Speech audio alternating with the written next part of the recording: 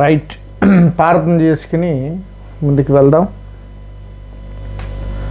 ఈరోజు మన ప్రభునామాన్ని బట్టి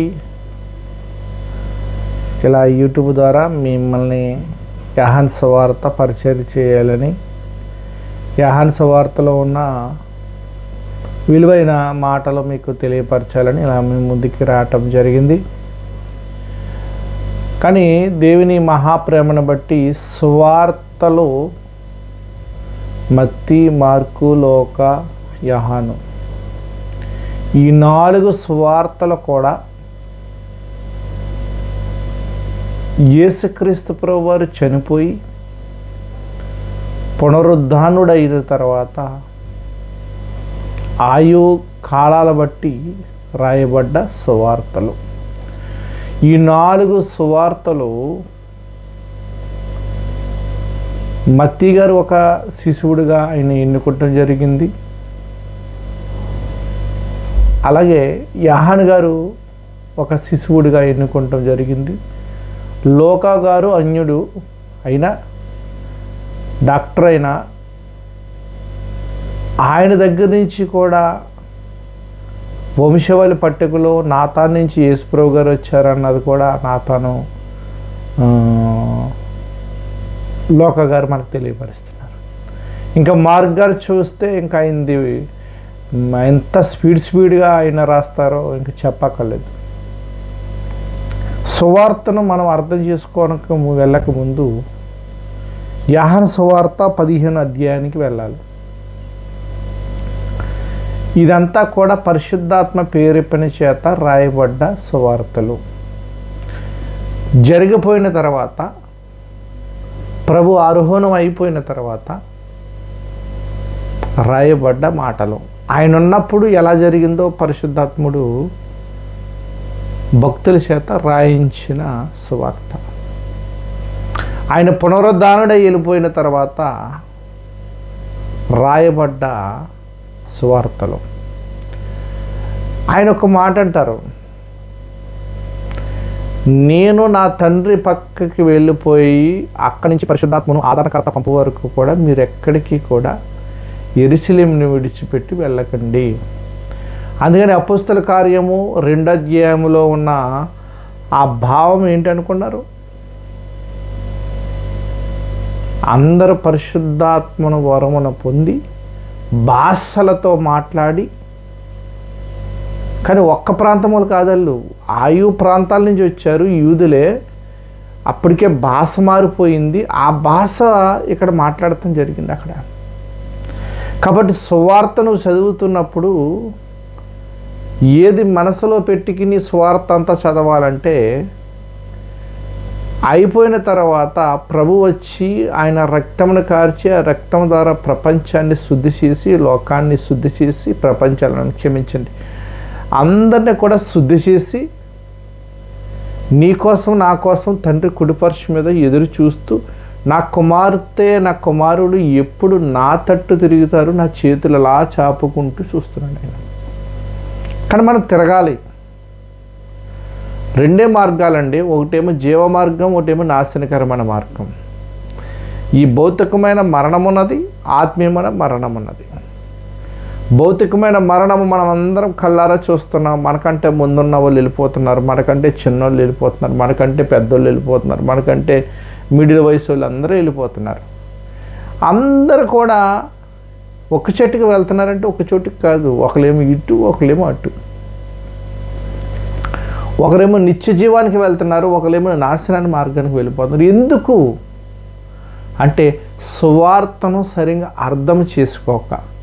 ఒకవేళ అన్యులు ఎలా వెళ్ళిపోతున్నారని మీకు ప్రశ్న రావచ్చు. అన్యుని కూడా పుట్టించింది దేవుడే. మనం అందరం అన్యులమే, ఇశ్రాయేలు కాదు. మనం ముఖ్యంగా మనం గుర్తుపెట్టుకోవచ్చింది, మనము ఇశ్రాయేల్లో ఉన్న పేర్లు పెట్టుకుని దేవుని మహిమపరుస్తున్నాం. మంచిదే. చాలామంది దైవజనులు అందరూ కూడా ఇశ్రాయేల్లో ఉన్న పేర్లు పెట్టుకుంటారు. మంచిది, మంచి నిర్ణయం, కానీ తప్పపడతలేదు. కానీ ఇశ్రాయేలును మాత్రం మనం కాదు, మనము అన్యులము. కానీ రక్షణ కృపను విని రక్షణలోకి వచ్చిన తర్వాత ఆ రక్షణను మనము విడిచిపెట్టకూడదు. రక్షణను తెలుసుకున్నాము, ఆ రక్షణకు వచ్చాము. అయితే సువార్తలన్నీ కూడా ఎలా రాయబడ్డదన్న అంశం మీద నేను ఈ రోజున మాట్లాడుతున్నాను. ఈ అంశానికి వెళ్ళక ముందు ఒక్క అర్థాన్ని ఇచ్చి నేను ముందుకు వెళ్తాను. నేను చెప్తున్న ఈ మాటలు మీరు బైబిల్లో అలా ఉన్నావే లేవో కూడా మీరు పరిశీలించండి, అప్పుడు నమ్మండి. అర్థమవుతుంది కదా? నేను చెప్పిన మాటలు, నేనని పదం ఎందుకంటే ఈ ప్రభు మాటలు. ఇప్పుడు దూతకి దేవుని దగ్గర నుంచి దూత వచ్చినప్పుడు దేవునికి ప్రతినిధిగా దూత ఉన్నారు. నా మాటలు అంటారు దూత. కాబట్టి ముందుకు వెళ్దాం. కాస్త ఇంకో మాట కూడా ఇక్కడ నేను పరిచయంలో ఒక మాట ఇచ్చి సందేశానికి వెళ్దాం. చూస్తున్న ప్రతి మాట అది మన హృదయానికి రావాలి, హృదయానికి హత్తుకోవాలి. ఎప్పుడైతే అది మన హృదయంలోకి వచ్చిందో, మనల్ని ఎప్పుడైతే మనము ప్రభులో కొనసాగుతున్నామో, ఎప్పుడైతే ప్రభు ప్రకారంగా జీవిస్తున్నామో, ఎప్పుడైతే ప్రభులో మనం అంతకంతకు అభివృద్ధి పొందుతున్నామో, ఎప్పుడైతే ప్రభులో మనం అంతకంతకు సంపూర్ణత పొందుతున్నామో, అప్పుడు ప్రభుకి దగ్గరగా వెళ్తున్నాం. ఇప్పుడు ఏంటి? రక్షణ విన్నాం, నోటితో ఒప్పుకున్నాం, హృదయంలో విశ్వసించాం. రెండు ఉండాలి. నోటితో ఒప్పుకోవాలి, హృదయంలో విశ్వసించాలి, మనస్సాక్షిలో విశ్వసించాలి. మనస్సాక్షికి హృదయానికి సాక్ష్యం ఇచ్చుకోవాలి. మనమే. అందుకని ఒక ఆయన అంటాడు, బాగా తిని త్రాగి నా ప్రాణం సుఖించము, తినిము త్రాగము. నీ కొట్లు విపరీతమైన కొట్లు చేశాను, అందులో ధాన్యం సమృద్ధిగా పెట్టాను, నీ ఇష్టం వచ్చినట్టు తినంటే ఆయన దేవుడు అంటున్నాడు, వెర్రివాడా, ఈ రాత్రే ఇక్కడున్న వాళ్ళు నీ ప్రాణం అని అడుగుతున్నారు. ఎవరక్కడున్న వాళ్ళు? నీతిమంతులు అడుగుతున్నారు. నీతిమంతులు ఎందాక తీర్పు తీర్చకుండవు అంటది ప్రకటన గ్రంథంలో. నాదా సత్యస్వరూపి, ఎందాక తీర్పు తీర్చుకోకుండా ఉంటావు. మనం తీర్పులో ఉన్నామండి. భూమి మీద ఉండగా రక్షణ కృప వింటున్నావా? తీర్పు రాదు, నశించవు, నీ ఆత్మ రక్షింపబడుతుంది. భూమి మీద ఉండగా సువార్త వినకోకుండా ఉన్నామా? ముఖ్యంగా మన క్రైస్తవులు నటిస్తున్నామా, యాక్షేస్తున్నామా, అన్నీ లెక్క చెప్పుకోవాలి.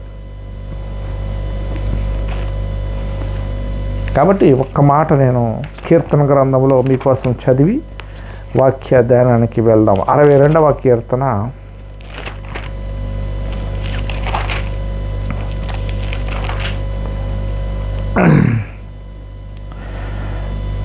11, 12, 10 వచ్చిన కానీ చదువుతాం. బలత్కారమందు నమ్మిక ఉంచకుడి, దోచుకునుట చేత గర్వపడుకుడి. బలత్కారమందు నమ్మిక ఉంచకుడి, దోచుకునుట చేత గర్వపడుకుడి. ధనము హెచ్చించును దాన్ని లక్ష్య పెట్టుకుడి. బలము తనదని ఒక్కమారు దేవుడు సెలవిచ్చును, 2 మార్లు ఆ మాట నాకు వినబడును. 12వ వచనం. ప్రభువా మనుషులందరికీ వారి వారి క్రియల చొప్పున నీవే ప్రతిఫలం ఇచ్చిచున్నావు, కాగా కృప చూపుటయు నీది. ఏమన్నారైనా? ప్రభువా మనుషులందరికీ వారి వారి క్రియల చొప్పున నీవే ప్రతిఫలం ఇచ్చిచున్నావు, కాగా కృప చూపుటయు నీది. మనం ఏదైతే విత్తామో ఈ భూలోకములో ఆ పంట కోయటానికి వెళ్తున్నాం. మనసు పెట్టి సువార్తలు ఎలా చదవాలో ఇప్పుడు నేను ఒక్క 2-3 వచనాలు చెప్పి ముగించేస్తాను. యోహాను సువార్త 15వ అధ్యాయము 26వ వచనం.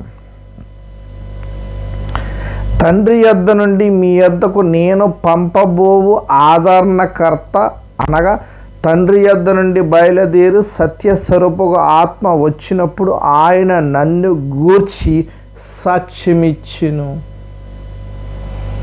మీరు మొదటి నుండి నా యొద్ద ఉన్నారు గనుక మీరును సాక్ష్యమిత్తురు.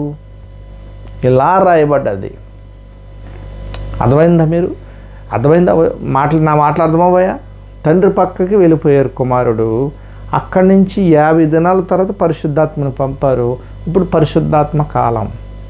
పరిశుద్ధాత్మను నువ్వు తిరస్కరిస్తే ఆ ఇంట్లో ఉండవు, ఇల్లు అయింది. నీలో ఉన్నవాడు లోకములో ఉన్నవాడి కంటే గొప్పవాడు, ఆయనే పరిశుద్ధాత్ముడు. ఆ పరిశుద్ధాత్మను నువ్వు తిరస్కరించావనుకో ఎప్పటికీ కూడా నీకు నశించిపోతావు, నిత్యము దగదగ కాలుతావు. నువ్వు ఎలా ఉన్నావు? నిన్ను పరీక్షించుకో. ముగింపుగా ఒక మాట, ఆయన నన్ను గూర్చి సాక్ష్యం ఇచ్చును. ఇస్తున్నాం సాక్ష్యం. ఇప్పుడు సేవకుడు నిలబడుతున్నారంటే పరిశుద్ధాత్మ పేరుతో నిలబడుతున్నారు, సాక్ష్యం చెప్తున్నారు ప్రభు మాటలు. నువ్వు వినాలి, మారాలి, ప్రభులో కొనసాగాలి.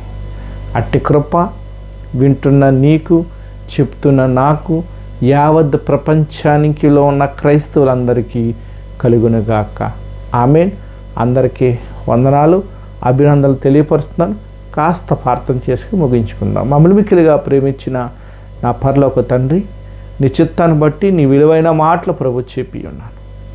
అందులో ఇష్టమైన మాటలుంటే క్షమించి నాయన నీ ప్రకారంగా జీవించుకుంటానికి బలాన్ని, శక్తిని, సమర్థతను దయచేస్తాను.